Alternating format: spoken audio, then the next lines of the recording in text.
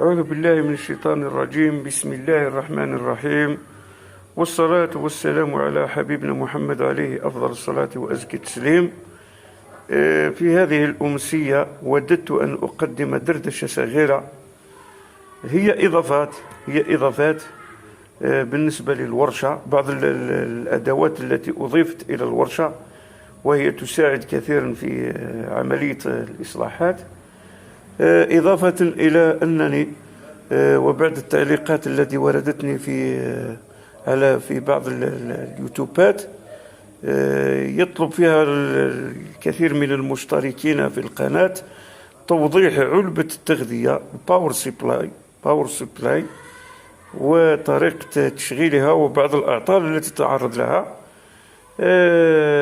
اضطررت إلى أن أضع هذا أو أن أكون في خدمة هؤلاء المشتركين هذا اليوم.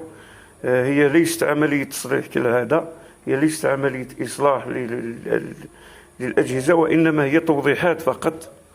أولا الأشياء التي أو الأدوات التي أضيفت للورشة، هذا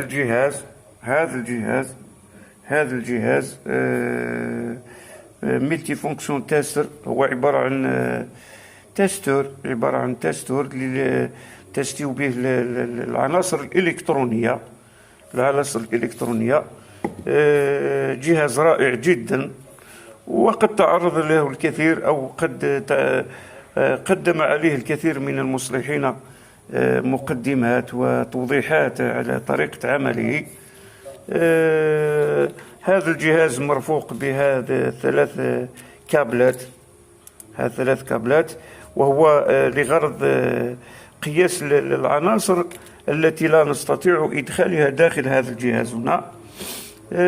ثانيا جاء معه بعض العناصر الإلكترونية، 3 عناصر فقط، وهو مكثفة وعلى ما أعتقد ترانزستور، إضافة إلى الديود الضوئي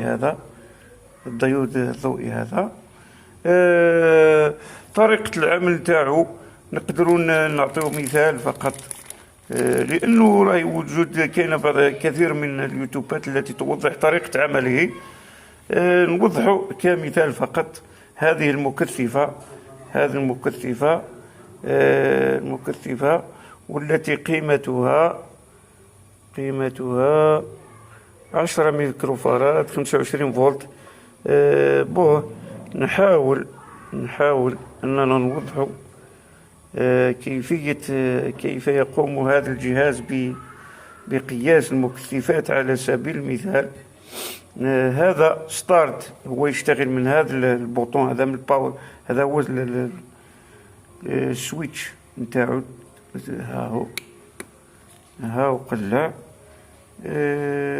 درك. ها عطانا عبارة عن مكثف كاباسيتور، ويعطيك بعض المعلومات عليه. لأنه لو كان يكون مكثف، بغيت نوضح برك، حتى لو كان يكون مكثف ثالث مش راح يعطيك هكذا، مش راح يقراه نهائيا. هذا مثلا نحيو مثلا هذه المكثفة ونحطو مثلا هذا الترانزستور. هذا الترانزستور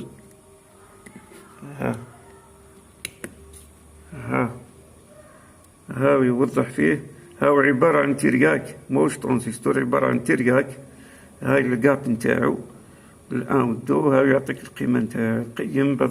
المهم هو جهاز رائع جدا، يجب أن يكون متوفرا في كل ورشة إصلاح للأجهزة الإلكترونية مهما كان نوعها. هذا بالنسبة للجهاز. الثاني هو هذا كيفاش نقول بالعربية، هذا مكبرة، هذا نقدر نقول مكبرة. هي تكبر العناصر الإلكترونية، هي توضع فوق الرأس، وهذه هي متعددة. هذه الزجاجات نتاعها متعددة. هذه أفضل من هذه، هذه أفضل من هذه، هذه ناقصة شوية، ناقصة في العمل، بينما هذه موضحة جيدا و تساعد في تكبير العناصر الغير واضحة. إضافة إلى هذا قمنا بإضافة هذا الباور سبلاي هذه دي سي باور سبلاي، هذه هي هائلة أيضا، تساعد في العمل. هذه هي تستعمل كثيرا عند المصلحين الذين يقومون بإصلاح الهواتف النقالة، بينما نحن نحتاجها مثلا في أحيانا يوجد عطل مثلا في جهاز تلفاز، أين يتطلب زيادة في الأمبير حتى تكتشف العطل في الكارت الإلكتروني. طريقة اشتغالها عندها أصبر شوف، نوصلوها ب 220 فولت. هي وين نوصل بعد ما توصلت، هاي كيفاش تمشي. فيها جهتين، فيها جهة الفولت وفيها جهة الأمبير. هذه جهة الأمبير، هذه جهة الفولت. هنا هاك تشوف مثلا هذا البوطون، هذا السويتش، هذا السويتش هذا هو اللي يغمونتي مثلا القيمة نتاع الفولتية. هذا من بعد هو كي تخدم باش تعمل على الكارت الإلكتروني تاعك، يبدا يعطيك القيمة اللي يحوس يمتصها العناصر الإلكترونية الموجودة في الكارت الإلكتروني. كل ما تصعد القيمة نتاعها، كل ما يكتشف العطل، إما يسخن إما ينفجر. المهم في قادم الأيام إن شاء الله ربما إن كنا من الأحياء ربما نجد عطل من هذا النوع هذا ونعالجه بهذا الجهاز، وهو جهاز الباور سبلاي. توجد كثير من اليوتيوبات التي توضح دور هذه الآلة أو هذا الجهاز في القياسات. هذا جهاز اليوم في هذه الأمسية قمنا بإصلاح هذا الجهاز. هذا الجهاز هو LG، راه تم تغيير الإضاءة الخلفية نتاعو، كانت العملية ناجحة. هو LG. أحيانا عندما لا تتوفر أو عندما لا تقوم بالإصلاح، تقوم بتنظيف مثلا الورشة. هاي الورشة قمنا بتنظيفها وترتيب الكروت الإلكترونية لأجهزة التلفاز وللغسالات. الآن ننتقل إلى الرد على بعض التعليقات الواردة إلينا، فيها التي تشجع وفيها العكس وذلك، ولكن نحن ماضون بإذن الله في هذا المشروع لأننا تعبنا فيه ولن نعود إلى الوراء أبدا، إلى الأمام فقط.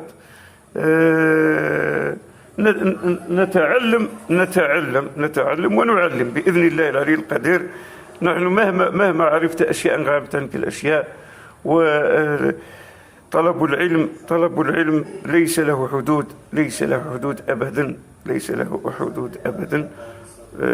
وحبيت نوضح أمر للإخوة اللي تساءلوا في التعليقات. هي في حقيقة الأمر أنا في حياتي اليومية إداري أكثر منه مصلح، ولكن لما توفرت الإرادة قمنا بالتعلم أو تتبعنا التعلم من خلال الانترنت، هذا العنصر الجيد جدا جدا جدا. نوضح أمر أن الانترنت نعمة لمن استغلها، والحمد لله رب العالمين. اليوم رانا نسترزقوا من هذه المهنة، هذه مهنة إصلاح الأجهزة الإلكترونية. والحمد لله رب العالمين، نحمده ونشكره كثيرا كثيرا، فالتوفيق من عنده. وهذا هو العبد الضعيف، يحاول دوما أن يوفر قوت يومه بالحلال. نعود إلى المطلوب منا من بعض التعليقات. هذا جهاز تلفزيون نوع إيريس، نوعه 32 او 390 موديل 32 او 390. نحاول نشرح على المحتويات هذا التلفاز التي تشبه الكثير من أجهزة التلفاز الأخرى، إن توجد فيه أنواع وأنواع. هذا موديله لاد، هذا موديل لاد في اللاد، وليس LCD أو بلازما أو أولاد، أو هو في اللاد. الإضاءة نتاعو عبارة عن باك لايت، الإضاءة نتاعو عبارة عن باك لايت.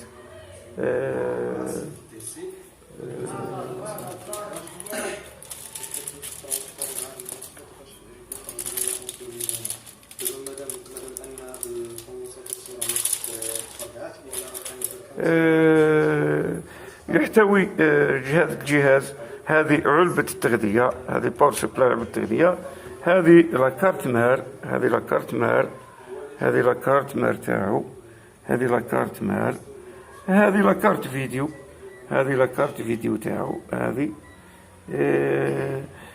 نحن نعطي ما تعلمناه وما زلنا نتعلم، نمنح كل ما تعلمناه لغيرنا، كما تعلمنا من عند غيرنا نمنح ما تعلمناه من غيرنا لغيرنا.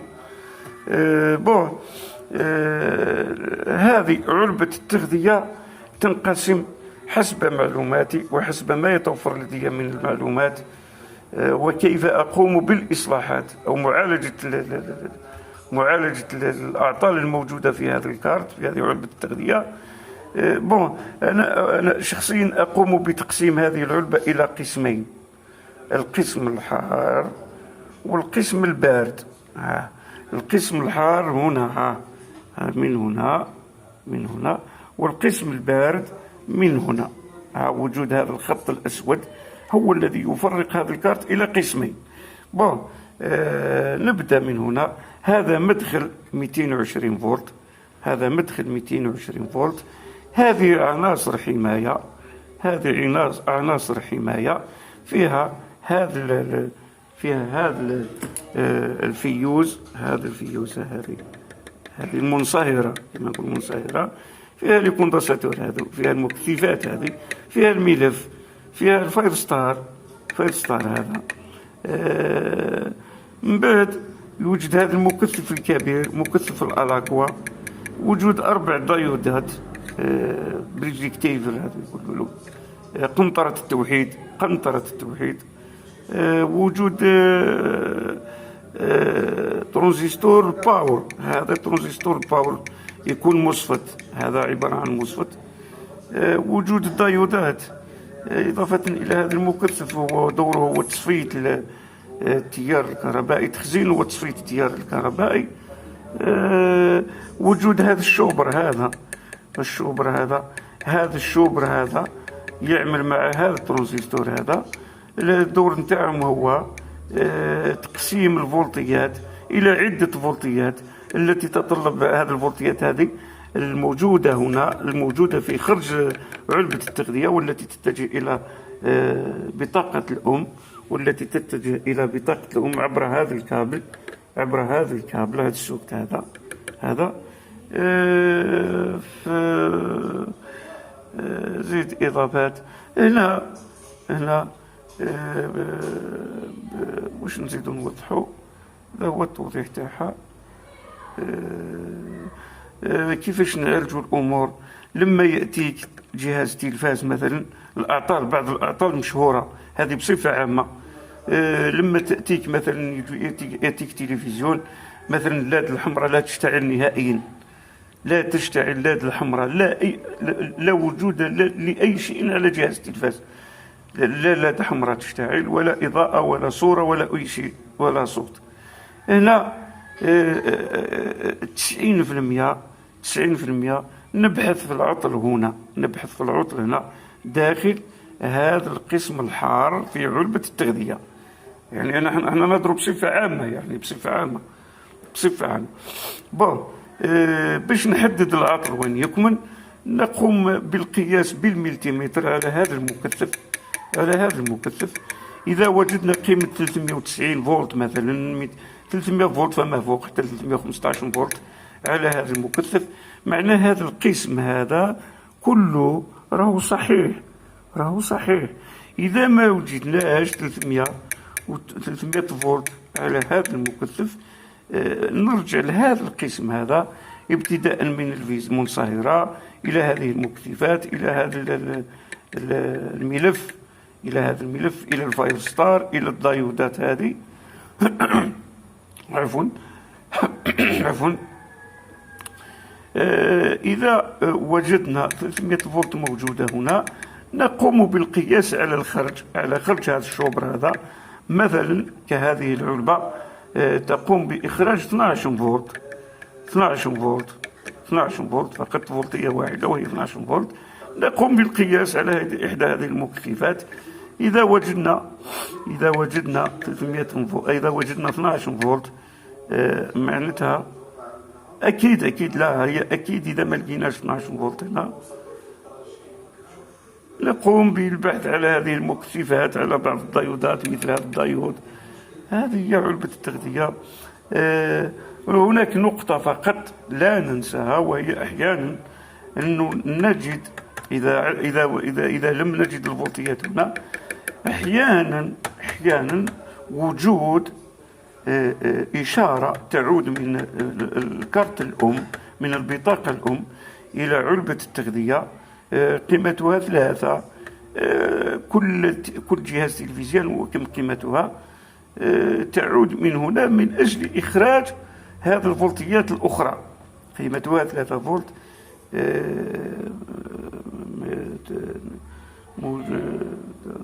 5 فولت، 3 فولت، قيم مختلفة متعددة. هذا بالنسبة للبطاقة بعلبة التغذية. نأتي إلى بطاقة الأم أو الكارت الأم أو بطاقة الأم، أو هذه أعطالها عادة نلقاو هذا الميكرو بروسيسور هذا يسخن، نلقاو عطل مثلا في هذا الإبروم. هذا الإبروم أعطاله من بين أعطاله أحيانا لما تضغط على الريموت لا يستجيب، تلقى اللات الحمراء، نجد اللات الحمراء مشتعلة عندما نضغط على الريموت أو على هذا زر التشغيل، لا يستجيب جهاز التلفاز لهما، لا للريموت ولا لهذه الأزرار الموجودة على جهاز التلفاز هذا. لهذه الأزرار لا يستجيب مع عدا اللات الحمراء مشتعلة. فهذا نذهب عادة إلى تغيير هذا أو تفليش هذا الإبروم. نقوم ببرمجته. توجد مبرمجات عدة مبرمجات تقوم ببرمجتها. ثانيا وش هي، قبل ما نذهب، هذه ملاحظة، قبل ما نذهب إلى هذا البروغرام هذا، إلى هذا الإبروم، نقوم بالقياسات الموجودة على كارت الأم. نقوم بالقياسات على هذه المنظمات الجهد، هذه اللي فيها 1.8 اللي تخرج 1.8 تخرج 3.3 اللي تخرج 5 فولت، موجودة على هذه المنظمات الجهد هذه 1.8 1.8 تقوم بتغذية الميكرو بروسيسور. 3.3 فولت تغذي هذا البروم. فيها كارت الأم، فيها نقول متكاملة، هذه خاصة بالصوت، إعطاء الصوت مثلا.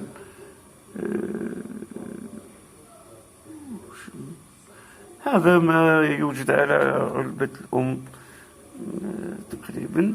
نذهب إلى هذا الكارت هي كارت فيديو. لا كارت فيديو هذه تتعلق بالصورة كل مشاكل الصورة، كل مشاكل الصورة ما يتعلق بالصورة.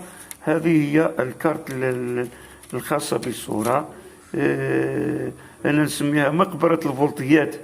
فيها توجد العديد من الفولتيات في هذا الكارت هذه. هي اللي هذا الكارت الإلكتروني هي التي تقوم بإخراج الفولتيات الفي جي اش والفي دي دي والفي أصبر. هي التي تقوم بإخراج هذه القيم. أصبر، هذه القيم التي تقوم بإخراجها هي الفي جي ال والفي دي دي والفي دي. فيها قيم من كما الفي جي من 20 30 فولت دي سي.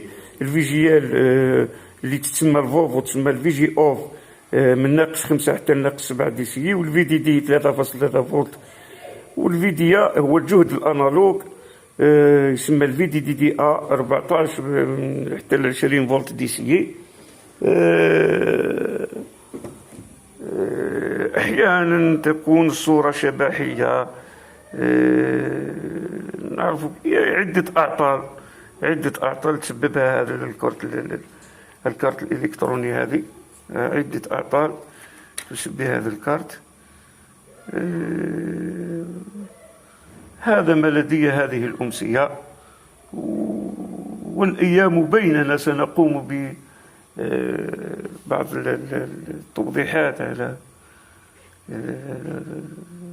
أو الإضافات. سنضيف الإضافات إن شاء الله.